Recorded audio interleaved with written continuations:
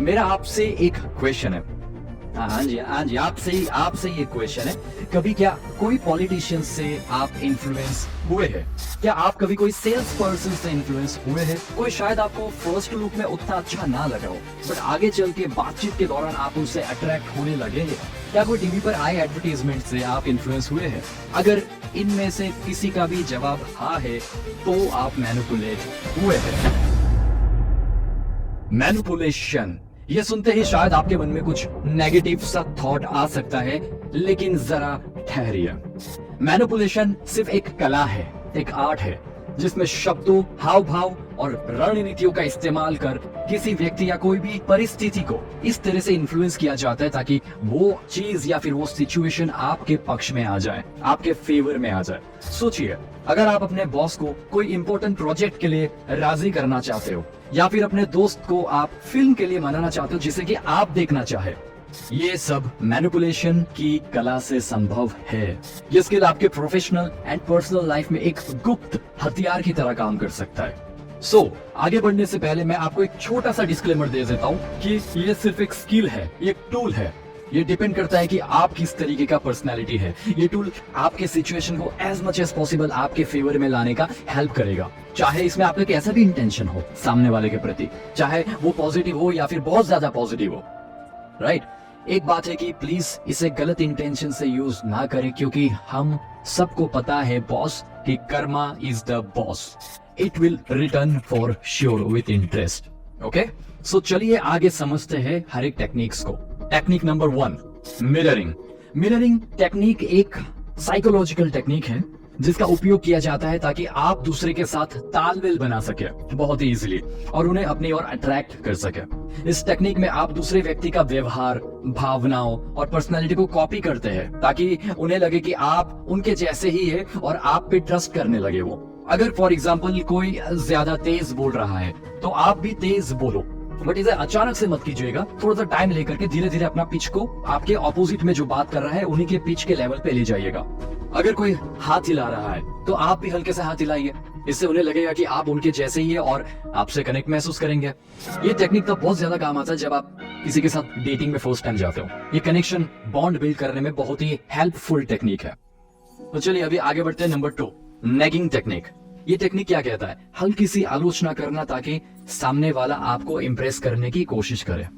For example, अगर आप आपके फ्रेंड के साथ, ऐसा कोई फ्रेंड के साथ बैठे हैं जो कि अपने ही बारे में काफी ज्यादा तारीफ किया जा रहा है और वो थोड़ा सा बोरिंग होता जा रहा है, तो आप उन्हें कह सकते हैं, हाँ बट तुमने ये जो बात कही थी एक लास्ट वीक में, उसका रिजल्ट उस तरीके से शायद नहीं आया। थोड़ा सा गलत है जो कि तुमने बताया था, मैंने नोट किया था।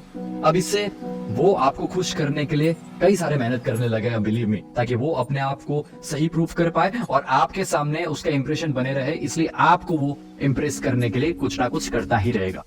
आगे बढ़ते number 3 technique, reverse psychology. Reverse psychology एक टेक्निक है जिसमें आप उल्टे सिद्धांतों का उपयोग करते हैं। ये टेक्निक अक्सर उस स्थिति में प्रयोग की जाती है जब आपको व्यक्ति को किसी विषय पर बदलने के लिए प्रेरित करना हो। इन शॉर्ट, उल्टा बोलकर किसी से वही काम करवाना जो आप चाहते हैं। अब ये कैसा करें? अगर फॉर एग्जाम्पल, अगर आपका दोस्त पार्टी में नहीं आ रहा है तो कहे, मुझे पता था तुम तो आओगे ही नहीं। इससे उसे ये लगेगा कि उसे आना चाहिए। Number 4, love bombing. Love bombing एक टेक्निक है जिसमें आप किसी व्यक्ति को बहुत सारा ध्यान, तारीफें और प्यार देकर उन्हें अपने प्रति आकर्षित करने की कोशिश करते हैं। इसका मकसद होता है कि वे आपको पसंद करने लगे और आपके प्रति जुड़ाव महसूस करे। यह टेक्निक आमतौर पर रिश्ते की शुरुआत में प्रयोग किया जाता है ताकि सामने वाला व्यक्ति आपके प्रति गहरा लगाव महसूस करने लगे। Number 5, guilt trip. Guilt trip एक टेक्निक है जिसमें आप किसी को उसके बिहेवियर या फिर उसके डिसीजन के बारे में दोषी महसूस करवाते हैं ताकि वह आपकी बात मानने या आपकी एक्सपेक्टेशंस के हिसाब से काम करने लगे। इसका मकसद होता है कि व्यक्ति अपने आप को दोषी महसूस करे और आपके अकॉर्डिंगली वो काम करे। एग्जाम्पल देता हूँ, आप अपने दोस्त को किसी इवेंट में जाने के लिए मनाना चाहते हैं लेकिन वह तैयार नहीं है। आप कह सकते हैं, अगर तुम नहीं आओगे तो वहां मैं अकेला रह जाऊंगा और मुझे सच में तुम्हारी जरूरत है।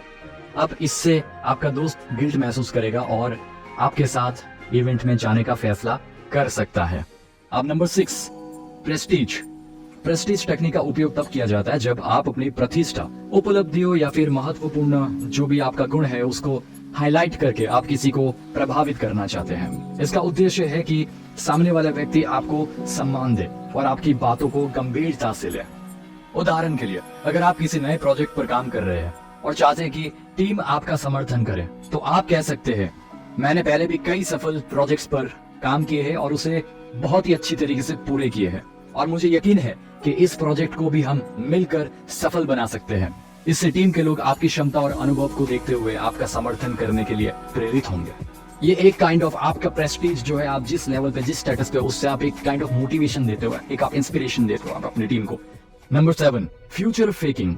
फ्यूचर फेकिंग एक टेक्निक है जिसमें आप किसी को भविष्य का सुनहरा सपने दिखाकर एट प्रेजेंट कोई काम करने के लिए प्रेरित करते हैं।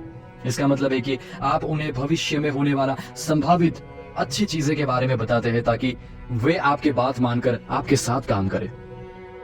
फॉर एग्जाम्पल, अगर आप अपने दोस्त को किसी बिजनेस में पार्टनर बनाने के लिए मनाना चाहते हैं, तो आप कह सकते हैं, सोचो जब हमारा बिजनेस सफल हो जाएगा तो हम कितनी बड़ी गाड़ियां खरीद सकते हैं, कितने सारे शानदार यात्राएं कर सकते हैं, हमारा सोसाइटी में क्या स्टेटस होगा, क्या रेपुटेशन होगा।